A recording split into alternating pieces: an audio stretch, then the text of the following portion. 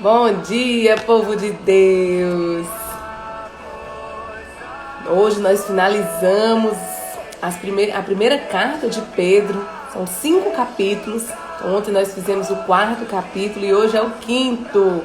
Então hoje é quarta-feira de cinzas, um dia propício para mergulhar na palavra de Deus mais ainda, para intensificar a oração, para entrar em clima de jejum, de penitência, para a preparação da Páscoa. Então são 40 dias de penitência, de oração, de caridade intensificadas, como preparação para esse tempo maravilhoso que nós vamos viver após esses 40 dias, que é a Páscoa. Então vou colocar o nosso assunto aqui. Bom dia, meu povo. Vão chegando, já vão abrindo Bíblia em 1 Pedro 5. Bom dia, Lícia. Bom dia, Vanessa. Deixa eu fixar aqui o nosso assunto. Deixa eu só... Hoje conseguimos ver uma coisa boa, maravilha. Hoje nós vamos falar do capítulo 5, que é um capítulo mais curtinho das cartas de Pedro. Deixa eu mudar aqui a música porque fica melhor. E hoje nós vamos falar de assuntos importantes. É um capítulo mais curto, finalizando as cartas de Pedro. E depois nós vamos, a partir de amanhã, quinta-feira, nós vamos entrar na segunda carta de Pedro, né? Também é curtinha, mas vamos falar sobre... Hoje nós vamos falar sobre... Deixa eu pegar aqui, a gente fala... apacentar o povo de Deus em meio ao sofrimento. Olha só, gente, apesar de ser bem curtinho o capítulo 5, é muito rico de conhecimento, de ensinamento, de lição que nós podemos tirar para a nossa vida.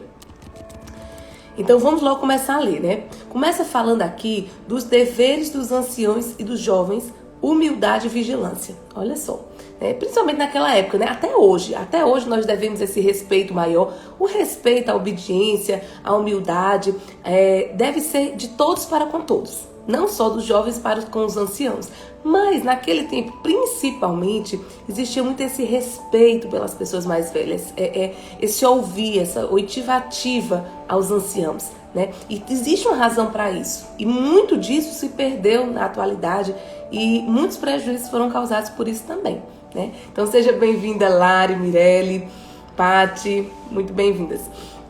Então, olha o que fala aqui no capítulo 5. Quem vai chegando agora, já vai abrindo a Bíblia, nas cartas de Pedro, lá no finalzinho, tá, gente? Já bem mais pro finalzinho mesmo.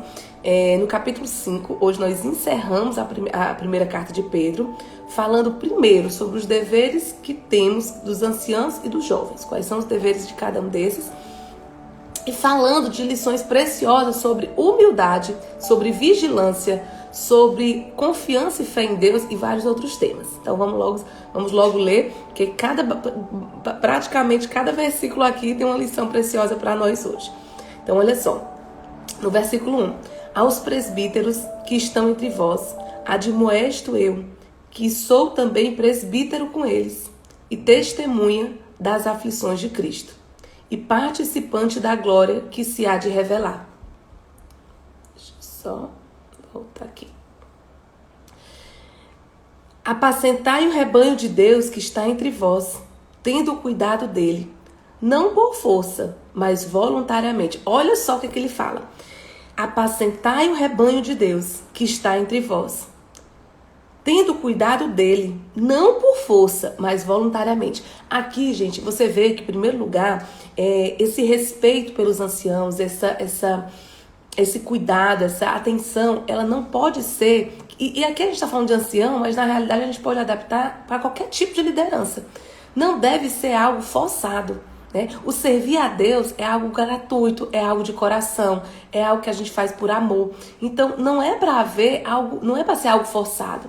Entende? Então não é a exigência da obediência, não é a exigência do serviço, a liderança não é uma imposição, né? Existe essa necessidade realmente de nós termos essa voluntariedade, né? Esse servir por amor, esse servir com amor. Quantas coisas a gente faz, muitas vezes dizendo que faz para o Senhor, ou querendo fazer o melhor, querendo ajudar o outro, mas faz exigindo, né? Faz, às vezes, dentro de uma circunstância de conflito. Então, é muito importante a gente entender isso, né? O bom exemplo da liderança cristã. Quando a gente fala liderança cristã, não é só liderança na igreja, não. É a liderança que você executa, que você exerce, mesmo em qualquer circunstância, em casa, no trabalho, mas exerce vivenciando os princípios cristãos. Isso é que é a liderança cristã. Então, a liderança cristã, ela não pode ser uma autoridade baseada no serviço, naquilo que você faz, né? No poder, né? Tem que ser uma liderança realmente voluntária, de coração, sem esperar nada em troca. Porque quando você faz uma coisa só para ser reconhecida, a gente vai já falar de reconhecimento, você já errou. Porque você não fez com a intenção de servir a Deus de todo o coração voluntariamente. Você fez com a intenção de ganhar um reconhecimento, de ser visto, de ser lembrado, de ser, de receber a gratidão, de receber o reconhecimento. Então já perdeu a recompensa celeste, porque você já obteve a recompensa terrena, porque era a intenção do seu coração. Então nós precisamos entender aqui que o servir a Deus, o apacentar o rebanho de Deus, o ser um grande líder, requer um servir autêntico. Não uma liderança que exerce poder, domínio pela força, né? Então já começa ensinando pra gente isso. E aí fala assim, ó, nem por torpe ganância, quer dizer, apacentai o rebanho de Deus que está entre vós, tendo cuidado dele, não por força, mas voluntariamente, nem por torpe ganância, mas de ânimo pronto. Olha só, nem como ganância, porque isso não é agradável aos olhos de Deus. Não é por ganância, mas por ânimo pronto. Então, gente, cuidado, que às vezes para servir a Deus ou para fazer o bem pro próximo, você faz, mas você faz reclamando. Você faz, mas faz murmurando. Você faz, mas faz procrastinando. Ou deixar para depois, né? Não tem ânimo, não tem bom ânimo, não tem boa vontade. Né? Então, que a gente possa, inclusive também, não apenas servir a Deus, mas até estar submisso ou obedecendo às lideranças. Né? Aqui, no caso, considera muito a liderança baseada no ensino dos anciãos, dos mais velhos. E aqui, gente, eu quero fazer um alerta que é muito importante a gente observar a experiência dos anos vividos, né? Que a gente possa realmente ter a humildade de reconhecer que a experiência ela conta muito, né? O estudo conta, a atualização conta, né? Hoje tem muito jovem que em determinados assuntos estão mais evoluídos que os anciãos pela modernidade, pela velocidade que as coisas evoluem na nossa vida, no nosso mundo. Mas nós precisamos entender que a experiência dos anos vividos, né? Os cabelos brancos, ele tem um valor que muito tem se perdido. Eu vejo hoje que as pessoas elas têm perdido muito a capacidade de ouvir. Né? E os idosos, eles precisam muito serem ouvidos com atenção, que a gente gaste tempo, invista tempo de qualidade na relação com eles, no diálogo. E nós estamos perdendo grandes oportunidades de aprender coisas que não tem nos livros, coisas que os nossos amigos jovens, né, da mesma idade não têm como compartilhar conosco porque não viveram. E principalmente valorizar os anciãos da nossa família. Tem muita coisa, gente, na tua história de vida que é precioso que você conheça. Tem muita coisa que muita gente não tem nem a oportunidade, porque já perdeu avós, porque já perdeu pai e mãe, porque não tem tios ou não tem a família perto. Alguns não conheceram a sua família. Então, tem várias histórias, né, de pessoas que têm possibilidade de conviver com os anciãos dentro da sua família. E nós que temos aquela oportunidade, todos que estão aqui, que têm essa oportunidade de alguma forma, é importante... Gente, o que foi que eu fiz? Pronto. É importante que você valorize essa presença, né? Valorize no sentido de fazer com que essa pessoa se sinta amada, importante, mas também escute o que essas pessoas têm para dizer. Né? Quantas pessoas deixaram de ouvir pai e mãe? Tem gente que já cresceu sem ouvir pai e mãe. Né? Então não escuta um conselho, não escuta uma direção, não escuta uma opinião e muito tem se perdido por causa disso. Então busquem essa oportunidade hoje, que a gente possa abrir o nosso coração de buscar ouvir mais aquelas pessoas que têm mais experiência do que nós. Isso é muito valioso, né? O respeito. Só o ouvir já é uma forma de demonstrar respeito, porque muitas vezes é o que mais precisa, é o primeiro passo. Por outro lado, a gente tem que entender também que nem sempre só pelo fato da pessoa ser um ancião, só pelo fato da pessoa ter tido experiência ou cabelos brancos, não quer dizer que ela vai ter o melhor conselho sempre. Não quer dizer que ela vai saber a melhor coisa para você fazer na sua vida. Tá ok, nós precisamos ter também a sabedoria de saber com quem compartilhar, de ouvir, mas depois de ouvir, filtrar aquilo que faz sentido na nossa vida, adaptar para a nossa realidade, para de fato agir no caminho que nós considerarmos corretos, baseado sempre nos princípios de Deus. Né? Então, às vezes, tem um ancião que de repente vai te dar um conselho que não faz sentido, que não está congruente com os princípios do Senhor. Então, você vai precisar fazer esse filtro. Né? Mas, em todo caso, é importante que você tenha dado ouvidos, que você tenha respeitado a opinião dessa pessoa. E também é importante aos anciãos que eles possam ter a humildade de também trocar ideias, ouvir os jovens, aprendermos juntos. Então, apesar dos anciãos, teoricamente, ter essa mais experiência para nos passar, mais ensinamentos para nos passar, também os anciãos precisam ter humildade, porque na verdade é uma troca. Todos nós somos irmãos em Cristo. Todos nós temos algo para oferecer e todos nós temos algo a aprender. Então, essa humildade de coração é o que nos coloca em constante crescimento. Aprender sempre e ensinar sempre. Nunca sabemos tanto nem tudo que não possamos aprender nada com ninguém. Né? E nem somos tão ruins que não podemos ensinar nada para ninguém. Então, nós precisamos encontrar esse equilíbrio. E de ânimo pronto, de boa vontade, né? Como quem serve ao Senhor. E aqui fala no versículo 3, nem como tendo domínio sobre a herança de Deus, mas servindo de exemplo ao rebanho. Né? Ainda falando como tem que ser a liderança. Né? E falando disso, fala assim, seguindo aqui, fala no versículo 5 assim, semelhantemente vós, jovens, sede sujeitos aos anciãos, que é exatamente o que a gente estava dizendo. Jovens, sejam sujeitos aos anciãos, e sede todos sujeitos uns aos outros, e revestivos de humildade, porque Deus resiste aos soberbos, mas dá graça aos humildes. Gente, se você puder, grife esse versículo aí na sua Bíblia. Versículo 5 fala, porque Deus resiste aos soberbos, mas dá graça aos humildes. Deus dá graça aos humildes, gente. Ao mesmo tempo que ele resiste aos soberbos. Então, cuidado. Cuidado, porque quando você se acha muito bom, que só você tem o que ensinar, só o que você tem o que falar. Tem gente que fala, mas não tem uma disposição para ouvir ninguém. Não escuta uma opinião contrária, mesmo que não concorde, mas não se dispõe de ouvir. Não abre mão das suas próprias ideias. E isso aí, gente, você vai viver numa bolha. Você vai se fechando por crescimento. Porque quando você apenas desgasta, né, demanda energia e tempo defendendo suas próprias ideias, você está perdendo a preciosíssima oportunidade de aprender com o outro, de ouvir algo diferente, de repensar as suas próprias ideias. E isso é humildade. É entender que nem sempre eu estou certa, que nem sempre eu sei tudo, que eu tenho que aprender com os outros. E essa sede de conhecimento, essa sede de saber mais, essa busca por ouvir pessoas sábias, o reconhecimento daqueles que têm algo a agregar na nossa vida é muito importante. E sabe o que é mais interessante? É que nem sempre a nossa intuição vai estar correta. Né? Então nem sempre aquela pessoa que a gente julga, nossa, aquilo ali não tem nada para me oferecer. E que às vezes você já se fecha para ouvir aquela pessoa, pode ser uma boca de Deus na tua vida. Pode ser um poço de sabedoria, porque quem vê cara não vê coração. Então nós precisamos ter essa humildade, de aprender a ouvir. Não quer dizer que você vai ouvir e vai seguir tudo que você está ouvindo. Né? Selecionar o que você escuta de quem você escuta. Isso aqui é tão precioso, gente, porque eu não quero que saiam daqui confundidos. Aqui a passagem não está dizendo que você tem que ouvir os anciãos, seguir os líderes, as pessoas que têm experiência, cabelo branco, seguir tudo que eles dizem, eles que têm a voz da verdade. Não é. Da mesma forma que nos mostra, nos impulsiona a ouvir os anciãos e adquirir aprendizado com a experiência deles, também diz para os anciãos ter humildade, não se alimentar nenhum de nós, nem jovens nem anciãos, de soberba, porque não agrada o coração de Jesus.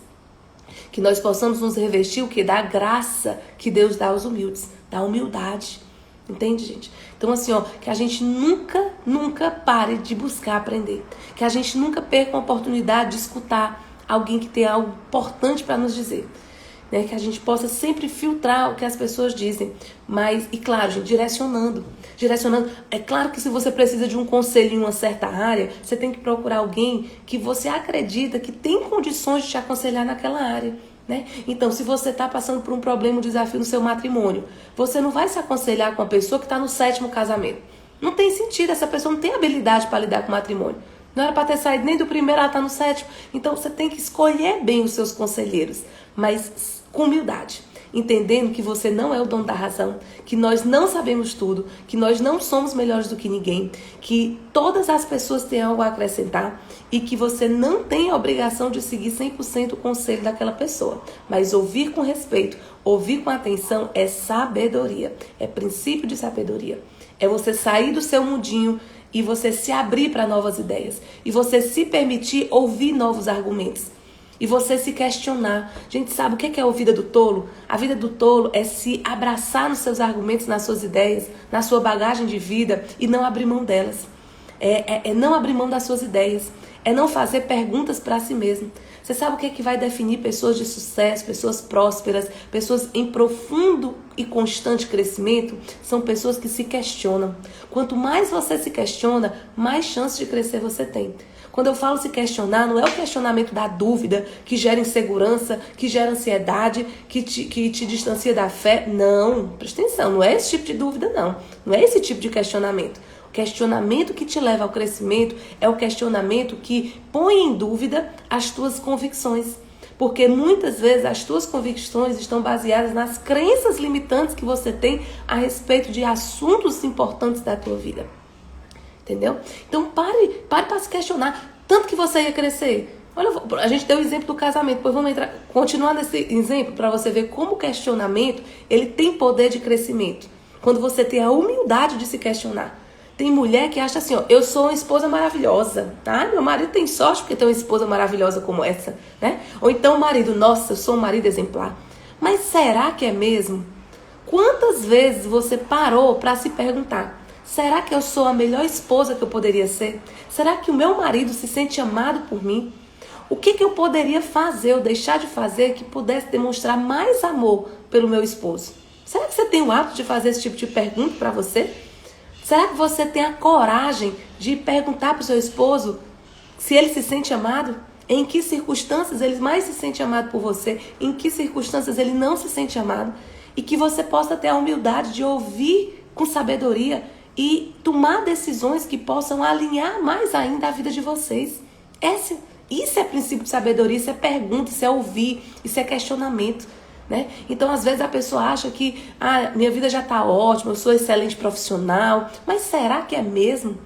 Será que você já parou para perguntar se seu chefe está satisfeito com o teu serviço? Será que você já parou para pensar se existisse uma câmera aqui que pudesse filmar tudo que eu estou fazendo no meu trabalho? Será que eu ficaria satisfeita com a minha performance?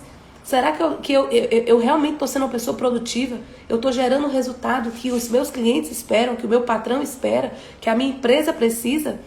Será que eu já estou dando o meu melhor? São perguntas, gente, que quantas vezes a gente não se faz.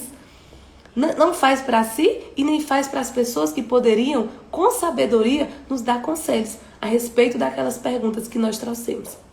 Então, que nós possamos lembrar sempre que Deus resiste aos soberbos.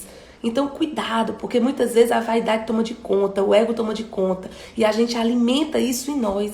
É um tempo de quaresma, gente. A gente entra hoje hoje é quarta-feira de cinza, nós entramos num tempo de quaresma, um tempo propício para a gente realmente mergulhar dentro de si e fazer exame de consciência. Será que eu sou tão bom como eu imagino ser? Será que eu sou um cristão tão maravilhoso como eu acredito? O que Deus diria para mim de conselho para que eu pudesse ser um cristão melhor, mais autêntico? Né? Será que os caminhos que eu estou levando à minha vida são caminhos do bem? O que será que os anciãos da minha casa, meus pais, os meus avós, as pessoas com quem eu convivo, têm a me falar, têm a me aconselhar, têm a me contar a respeito da minha história de vida? Será que eu tenho tido disposição para ouvir? Então, que hoje a gente possa realmente ter humildade para isso. E aí, aqui no versículo 6, continua falando de humildade, né? E fala assim, ó: humilhai-vos, pois, debaixo da potente mão de Deus, para que a seu tempo vos exalte, lançando sobre ele toda a vossa ansiedade, porque ele tem cuidado de vós. Olha só, gente. Olha, a gente tem que entregar, isso é fé. É entregar toda a ansiedade, toda a preocupação, toda a angústia nas mãos de Deus. Quando a gente fala de entregar a angústia, né, a ansiedade, aqui o termo que usa é ansiedade, nas mãos de Deus, não é você ficar de pé para cima, dormindo até mais tarde. Eu entreguei nas mãos de Deus, agora Deus que faz? Terceirizando a responsabilidade da sua vida. colocando para Deus fazer aquilo que é a sua parte. Entenda, a parte de Deus é um milagre, é o impossível para os olhos humanos. Mas a sua parte você tem que fazer. Deus não vai fazer a sua parte, ela é sua parte.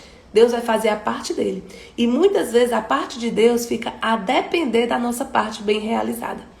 Então o que é a sua parte que você não está fazendo? O que é a sua parte que você ainda precisa fazer? Então não é para a gente estar aguardando preocupação, ansiedade, dúvida, medo. Não, o cristão precisa fortalecer a sua fé. A sua esperança está no Senhor, entregar nas mãos do Senhor. Mas essa entrega ela tem que ser uma entrega ativa e não passiva. É uma entrega agindo, é uma entrega conversando com Deus e ouvindo a Deus. Ouvindo através da palavra, mudando a direção das tuas ações, fazendo aquilo que é certo. Errei, não tem problema. Seja rápido ao levantar. Caiu, levanta rápido e segue um novo rumo até acertar. Essa é a vida do cristão, gente. É cair e levantar, mas tudo bem. O importante é o quão mais rápido você levanta. O quanto você extrai de aprendizado de cada queda. Para que você evite quedas nas mesmas circunstâncias, mas na frente. Então isso aqui é importante que a gente lembre. Lance toda a sua ansiedade e preocupação nas mãos de Deus. Fortaleça a sua fé, sua esperança em Deus. Não é uma espera passiva, mas é uma espera ativa. Com esperança, mas com atitude.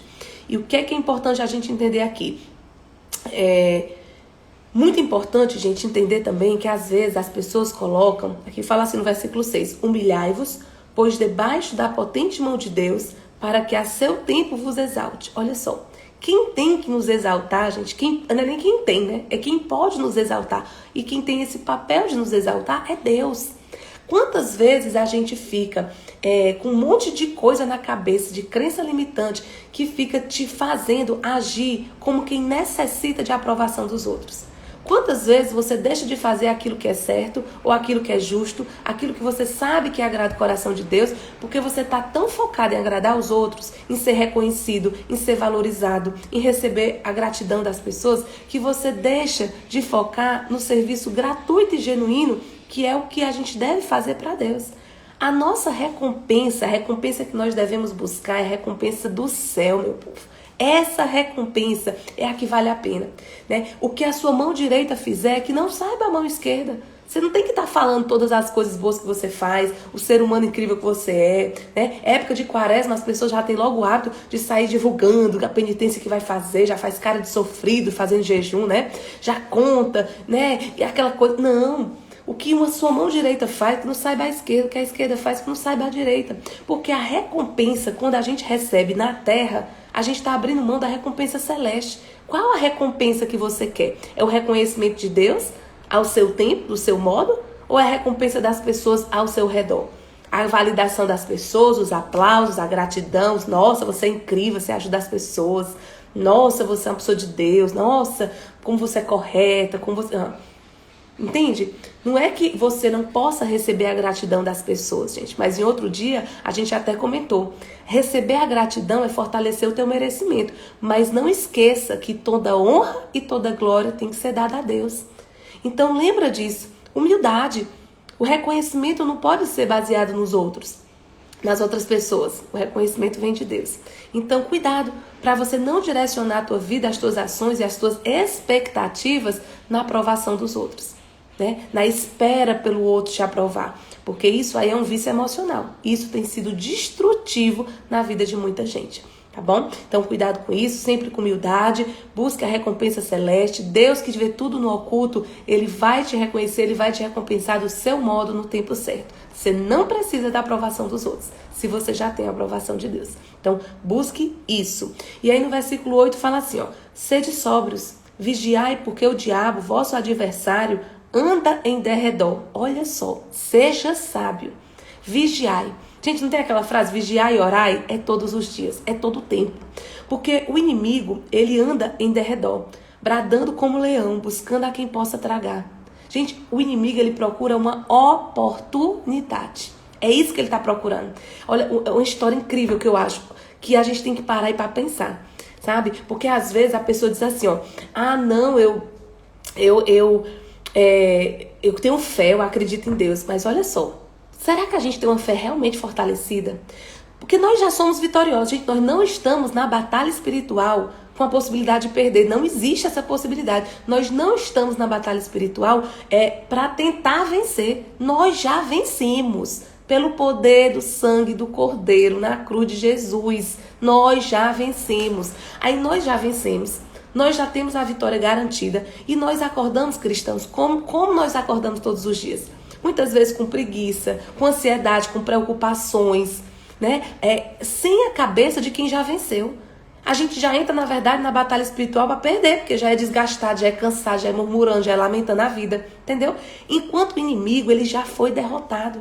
Gente, não tem chance para ele já perdeu. Só que você acha que ele acorda, ai, nossa, eu perdi, esses cristãos são muito corretos, né? Não. O inimigo sabe que ele já perdeu, mas ele acorda com atitude, com vontade, com bom ânimo, esperando uma oportunidade para perturbar a tua vida, esperando uma brecha para entrar. Então que nós possamos ser sábios e nos enxergar como verdadeiros vencedores em Cristo Jesus. Entender o mistério da cruz, gente, como algo valoroso. Não é apenas uma memória, é um mistério perfeito. A redenção dos nossos pecados. Aquilo ali nos faz vitoriosos. Então nós precisamos entrar nessa batalha espiritual ungidos com a palavra, né? Munidos com as nossas armas, que é a oração, que é a súplica, que é joelho no chão, que é a palavra de Deus. E entrar como quem já venceu, só para reivindicar a nossa vitória. Entendeu? Isso quer dizer o quê? Que nós devemos vigiar. Porque o inimigo, ele está aí, atento. Ele só está esperando uma brecha para entrar na tua vida. E essa brecha pode ser uma mentirinha que você conta, essa brecha pode ser uma atitude de desamor, essa brecha pode ser uma necessidade de aprovação que você fica criando expectativa nos outros, que nunca chega, e aí você se frustra, e você fica triste, e você gera conflito, entende? Então, o inimigo pode usar uma zona de conforto, te distrair, quando você vai ler a palavra, ele te mostra uma mensagem no WhatsApp, quando você vai quer ir pra missa de cinza, aí o amigo chama pro churrasco. Então o inimigo, ele só tá esperando uma oportunidade. E nós precisamos em todo momento orar e vigiar para que ele não encontre oportunidades na nossa vida, né? A qual resistir firmes na fé. Então nós precisamos resistir às ciladas e tentações do inimigo com firmeza de fé, sabendo que as mesmas aflições se cumprem entre os vossos irmãos no mundo. Então, gente, quantas vezes nós também damos espaço para o inimigo na nossa vida e ainda somos usados pelo inimigo para perturbar a vida dos nossos irmãos. Tá entendendo? Às vezes, dentro da sua casa, com seu filho, com seu casamento, o inimigo está usando você para tentar aquela pessoa, entendeu? Está usando você para gerar conflito. Você tem que entender, gente, que a luta tem que ser marido e mulher. Começa a discussão, confusão. Gente, a luta dos dois é igual. É pela família, que é o maior projeto de Deus. Não cabe discussão. Você tem que entender que sempre que surgir aquela intriga, aquela confusão, você tem que ter a sabedoria do Espírito. E a sabedoria do Espírito, ela só vai vir se você estiver vigilante em oração. Para você entender, peraí, já é o inimigo me dando sugestão errada, já é o inimigo fazendo eu ver coisa onde não existe, já é o inimigo me tirando a paciência, querendo trazer conflito pro meu lar, fazendo com que... Tá entendendo? Você tem que entender que a luta não é contra o outro tá junto com você do mesmo time. Vocês estão lutando pela família, vocês estão lutando pelo maior projeto de Deus. Vocês têm que estar aliançados no Senhor, em oração diária do casal todo dia. Tô falando do casal, gente, da família, porque se isso não começa na família, como é que vai ser lá fora? Tudo começa dentro da sua casa. Esse é o maior projeto de Deus, entendeu? Então é isso que nós precisamos estar atentos. A luta não é contra você, né? O outro não está contra você. Ele está, muitas vezes, mesmo quando ele está te tentando ou te prejudicando, fazendo algo negativo, algo que não é de Deus, mas aquilo ali já é porque ele cedeu à cilada do inimigo. Então nós devemos ajudar essa pessoa a voltar para os caminhos retos do Senhor, porque esse foi o nosso compromisso matrimonial, né? Nós precisamos estar ligados a isso. Deixa eu ver aqui o que a Lari falou. Meninas que entraram depois, Claíse, Renata, Sandrinha, Nájila, Aline, sejam muito bem-vindas. A Lari colocou aqui, ó, importante pensar em uma virtude que você precisa trabalhar mais e assim direcionar a sua penitência. Exatamente, Lari, falando de quaresma, né? Nós vamos ter meio-dia, tá, gente? Já fica aqui alerta também. Nós vamos ter a nossa live aqui do projeto Semeando Amor na Terra, juntamente com a obra Semear, que são nossas parceiras aí, e a gente está sempre juntos toda quarta-feira. E hoje nós vamos falar sobre a preparação para viver bem a quaresma, esses 40 dias de preparação para a Páscoa. Não vamos viver de qualquer jeito, não vamos seguir apenas o que as pessoas estão falando, vamos entender de fato o que é que significa tomar as nossas decisões sábias, inclusive a respeito da penitência, para bem viver esse período de entrega, de oração, de jejum e de penitência, né? De caridade maior, tá bom? Vanessa falou que palavra maravilhosa, amém, né, gente? Agora vamos concluir que não concluímos ainda. Então, o que é que nós precisamos entender? Só para finalizar agora a segunda parte desse capítulo 5. Votos e saudações finais. E o Deus de toda a graça, que em Cristo Jesus vos chamou à sua eterna glória, depois de haverdes padecido um pouco, Ele mesmo vos aperfeiçoará, confirmará, fortificará e fortalecerá. Então a nossa esperança tem que estar no nome do Senhor. A nossa esperança tem que estar na comunhão com Deus. A Ele seja a glória, o poderio para todo sempre. Amém. Gente, nós precisamos reconhecer todos os dias o poderio de Cristo na nossa vida. A gente dá poder para cada coisa, gente. Olha, dá ouvido para o inimigo, dá poder para o inimigo e ele não tem esse poder. A gente dá mais poder do que ele tem. Então tira o foco do inimigo. Tem gente que é o tempo todo com medo do inimigo. É o tempo todo na batalha espiritual. Mas tira o foco dele. Coloca o foco em Deus. Esse é o foco certo. Né? Que Deus possa nos conduzir. Quando você está focado nas coisas do alto, você automaticamente está desfocando das coisas das trevas do inimigo. Entendeu? Então vamos ajustar o foco em tudo dando glória a Deus. Por Silvano, vosso fiel irmão, com cuido escrevi abreviamente, exortando e testificando que esta é a verdadeira graça de Deus, na qual estáis firme. Silvano, gente, eu acredito que ele se refere aqui a Silas, né? Esse Silvano, eu acredito que é Silas, né? Não conheço esse Silvano, não. Acho que é o Silas, que também é chamado de Silvano, que foi uma das pessoas escolhidas, né, para entregar essas cartas, né, no Concílio de Jerusalém. Então, era muito comum. Você tem que entender que hoje em dia a gente passa um e-mail, chega no outro lugar do mundo, né? Naquela época, isso aqui é uma carta, né? Naquela época eram cartas que eram enviadas. Então, nós precisamos estar atentos a isso. E sempre tinha um mensageiro, a pessoa que transportava, a pessoa que levava.